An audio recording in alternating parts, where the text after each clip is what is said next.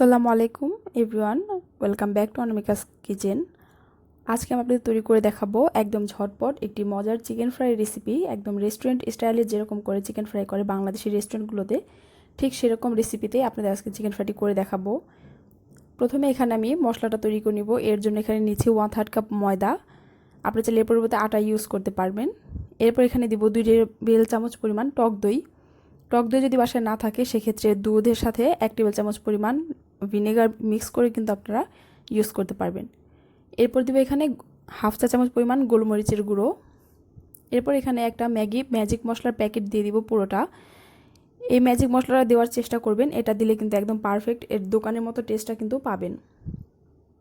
আর এটা যদি না থাকে তাহলে এর পরিবর্তে আপনারা গরম মশলা সাথে একটু জিরে গুঁড়ো এবং টেস্টিং সল্ট ইউজ করতে পারেন। এরপর এখানে দিব 1 টেবিল চামচ পরিমাণ টমেটো সস।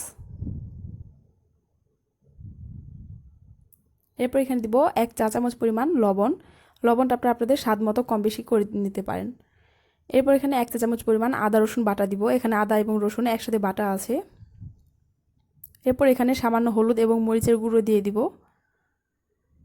দিয়ে সব কিছু খুব ভালো করে মিক্স করে নিব। এরপর এখানে আমি পরিমাণ মতো পানি দিব। এখানে আমি 1/3 কাপ পরিমাণ পানি নিয়েছি। এটা অল্প অল্প করে মিক্স করব যখন এটা ঘন ব্যাটার তৈরি হয়।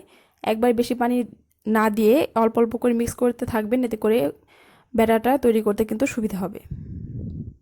ব্যাটারটা ঠিক এরকম ঘন হবে, এটা বেশি পাতলা করা যাবে না, একটু ঘন ঘন রাখতে হবে। এরপর এখানে আমি প্রায় 7 থেকে 8 পিসের মতো চিকেন দিয়ে দিব। দিয়ে এটা বেশিক্ষণ ম্যারিনেট করার দরকার নেই, প্রায় আমি আধা ঘন্টার মতো ম্যারিনেট করে রেখেছিলাম। আপনারা যদি চান এটা আরও বেশিক্ষণ ম্যারিনেট করতে পারেন, অথবা এই পর্যায়ে মশলার সাথে মিক্স করে কিন্তু এটা ডিপ ফ্রিজে সংরক্ষণও করতে পারেন প্রায় 15 থেকে 20 দিনের মতো। এখন এটা আধা ঘন্টা রেখে দিব ম্যারিনেট হওয়ার জন্য। আধা ঘন্টা পর এটা একদম ম্যারিনেট করা হয়ে গেছে। এখন এটা ভেজে নেওয়ার পালা। এখানে ফ্রাই প্যানে আমি পর্যাপ্ত পরিমাণ তেল নিয়ে নিয়েছি। এটা যেহেতু ডুবো তেলে ভাজবো তাই তেলটা একটু বেশি নিতে হবে। তেলটা গরম হয়ে গেলে এতে আমি চিকেনগুলো দিয়ে দিব। এটা একটু বেশি গরম তেলে ভাজতে হবে। প্রথমে হাই হিটে ভেজে এরপর মিডিয়াম হিটে ভাজতে হবে। একটানা হাই হিটে ভাজলে কিন্তু উপরটা কালো হয়ে যাবে, ভেতরটা কুক হবে না। আর এই মাংসটা বেশিক্ষণ ম্যারিনেট করার দরকার হয় না। আপনি যদি এটা সাথে সাথে ভেজে ফেলতে চান তাও কিন্তু করতে পারবেন। আর এটা খেতে কিন্তু একদম দোকানের মতো যে পারফেক্ট টেস্টগুলো পাওয়া যায় বাংলাদেশি রেস্টুরেন্টগুলোতে, ঠিক সেরকমই কিন্তু এটার টেস্টটা পাবেন যদি এই রেসিপিটা ফলো করে তৈরি করেন। এরপর এটা কীভাবে উল্টে পাল্টে কিছুক্ষণ ভেজে নিব।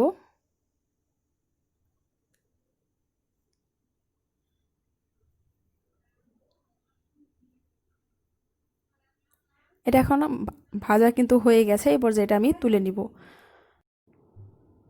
আমাদের চিকেন ফ্রাইটা কিন্তু হয়ে গেছে। এখন এটা গরম গরম আপনারা চাইলে চিকেন ফ্রাইড রাইসের সাথে অথবা চাউমিনের সাথে বা নুডলসের সাথে অথবা বিকেলের নাস্তা এমনিতেও খেতে পারেন, অথবা বাচ্চাকে টিফিনেও কিন্তু এটা তৈরি করে দিতে পারেন। ছোটো থেকে বড় সকলে কিন্তু এটা অনেক বেশি পছন্দ করবে। আমার ভিডিওটি যদি ভালো লেগে থাকে তাহলে আমার ভিডিওতে অবশ্যই একটি লাইক দিবেন এবং আমার চ্যানেলটি সাবস্ক্রাইব করে এর পাশে থাকা বেল আইকনটি প্রেস করে রাখবেন।